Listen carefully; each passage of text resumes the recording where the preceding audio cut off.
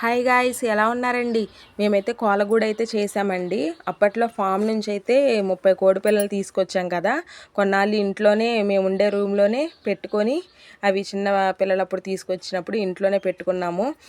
కాకపోతే ఏంటంటే దీనికోసం అని చెప్పి కోలగూడు చేయాలని చెప్పి, అంటే మా హస్బెండ్ వాళ్ళ నానమ్మ వాళ్ళ ఇంట్లో ఉండేది కోలగూడు. అది ఒక ఐడియా ఉండటం వల్ల ఎలా ఉంది ఏంటనేది ఆ అంచనాతో అయితే ఇదైతే తయారు చేశారండి. దీనికి ఏంటంటే ఈ చెక్కలు ఇవన్నీ ఎక్కడి అని అంటే అలా ముక్కలు ముక్కలుగా చేసి లైన్లో పెట్టుకున్నారు కదా, కొలత ప్రకారం పెట్టారండి మా హస్బెండ్ అయితే. అవి ఎలాగా అంటే బడ్డీ కొట్టు ఉండేదండి ఇంతకుముందు మ్యారేజ్ అవ్వకముందులా మా అత్తయ్య వాళ్ళది బడ్డీ కొట్టు ఉండేది. అది కొంచెం అడుగున అంటే చెదలు పట్టేయడం అలా అవుతుంది అని చెప్పి దాన్ని ఎట్లాగో సేల్ చేసేయాలి అనుకున్నారు. ఇంకా ఎందుకు వేస్ట్ చేయడం అని చెప్పి ఆ బడ్డీ కొట్టుని ఇంక ఇంటి దాకా తీసుకొచ్చి ఇంటి దగ్గర అయితే అంటే బడ్డీ కొట్టు ఎక్కడికెక్కడ పార్ట్స్ ఇప్పదీసేసి ఇంటికి తీసుకొచ్చి ఫైనల్గా అయితే చెక్కలు విడివిడిగా చేసి మేకులు పీకి చాలా కష్టపడ్డారండి. దీనికైతేను 20 రోజులు పట్టింది. ఈ ఒక్క పని మీదే కంటిన్యూస్గా కూర్చుంటే ఆ బడ్డీ కొట్టు ఇప్పదీసి ఆ చెక్కలన్నీ పోగేసి ఇలా అయితే కోలగూడ అయితే చేశారండి. నేనేంటంటే ఇవి క్లియర్గా చూపించడానికి ఒక్కొక్క రోజు ఉన్నాను, ఒక్కొక్క రోజు లేనండి వీడియోస్ తీయడానికి. అందుకే కొంచెం అక్కడక్కడ కొంచెం క్లిప్లు మిస్ అయ్యాయన్నమాట. మీకైతే అర్థమవుతుంది కదా. ఇదైతే 3 షెల్ఫ్లా పెట్టామండి. ఎందుకంటే పైనేమో పెద్ద కోళ్ళు, మధ్యలో ఏమో నార్మల్గా ఉండేవి, ఈ అడుగునేమో చిన్న చిన్న క్యూట్ కోడి పిల్లల కోసం అని చెప్పి అలా పెట్టాము. ఇదైతే రెండోది, ఆ పైదైతే మూడోదండి. అలా 3 పెట్టాము. 3 పెట్టి ఇంకా వాన పడినా సరే వాటర్ అయితే లోపలికి రాకుండా ఉండడానికి ఏటవాలుగా పెట్టాము.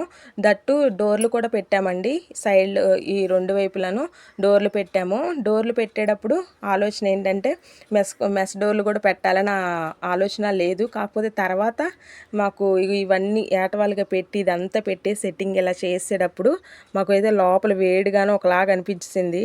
అమ్మో ఇలాగ లేకపోతే ఎలాగ అని చెప్పి ఇంకా అప్పటికప్పుడు వెళ్ళి మెస్ డోర్లు అయితే తీసుకొచ్చి సెట్ చేశారు. కాకపోతే ప్రతి దానికి కొలతేనండి. అలాగా అంటే అంచనా తనకు తానే అంచనా వేసుకొని ఇంకా సెట్ చేశారు. చాలా ప్రాసెస్ అనమాట. ఇవన్నీ చాలా టైం పట్టిద్ది. మీకు ఏదైనా ఇంట్రెస్ట్ ఉంటే కనుక ఖాళీగా ఉన్నప్పుడు చెక్కలు దొరికితే ఇలాగైతే ట్రై చేయొచ్చండి. ఎంత హెవీగా అవసరం లేదు. ఎందుకనంటే మేము హౌస్ షిఫ్ట్ అయ్యేటప్పుడు ఈ ఒక్క కోలగూడు లేపడానికి అసలు నరకం చూసేసాము. అంటే 5 మెంబర్స్ వచ్చి లేపాల్సి వచ్చింది. అంత బరువు ఉందనమాట. ఇది లెగలేదు అసలు, చాలా బరువు ఉంది. కాకపోతే చాలా కష్టపడి చేశారు కదా, కోళ్ళకు కూడా ఇబ్బంది అవుద్ది అంటే వేరే చోటుకి వెళ్ళినప్పుడు అని చెప్పి కష్టపడి తీసుకెళ్ళాము. డోర్లు కూడా పెట్టి మెస్ అయితే పెట్టారండి. దానికైతేను ఇంకా దోమలు వెళ్లకుండా మళ్ళీ ఏమో అంటే గాలి కూడా రావాలి, మరి కోడిపిల్లలు ఇబ్బంది పడకూడదని చెప్పి అలా అయితే పెట్టారు.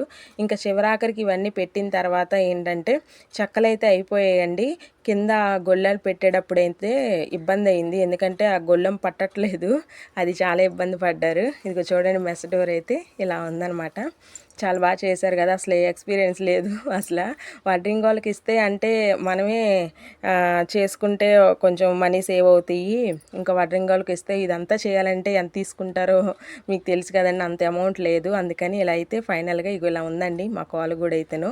ఆ గొల్లెం దగ్గర చూసారా ఎంతసేపు అసలు. అంటే డోరు ఒకటేం లోపలికి ఒకటేం బయటకు వచ్చిందనమాట. చెక్కల ప్రాబ్లం అండి. అది వానకి తడిసి కొన్ని కొన్ని చెక్కలు ఉబ్బుతాయి కదా, అందువల్ల అందులోని చెక్కలు సరిపోలేదు కూడాను. చిన్న చిన్న ముక్కలు ఒక 2, 3 ఒకదాని మీద కొట్టి అదైతే ఎత్తుగా పెంచి అప్పుడైతే గొల్లెం పెట్టారనమాట. ఎలా ఉందండి మా కోలగూడు చెప్పండి. ఫైనల్గా ఇలా ఉందనమాట. మీకు నచ్చితే కనుక నా వీడియో ఒక లైక్ చేయండి, షేర్ చేయండి, నా ఛానల్ని అయితే సబ్స్క్రైబ్ చేయండి. మా వీడియోస్ కానీ నా కంటెంట్ ఒకవేళ మీకు నచ్చితే కనుక, షార్ట్స్ కానీ వీడియోస్ కానీ మీకు నచ్చితే కనుక సబ్స్క్రైబ్ చేసుకోండి, సరేనా? థ్యాంక్ యూ సో మచ్ అండి. ఇప్పటి వరకు నా వీడియో అయితే చూసినందుకు థ్యాంక్ యూ. ఫైనల్గా ఇలా ఉందన్నమాట కోలగూడు.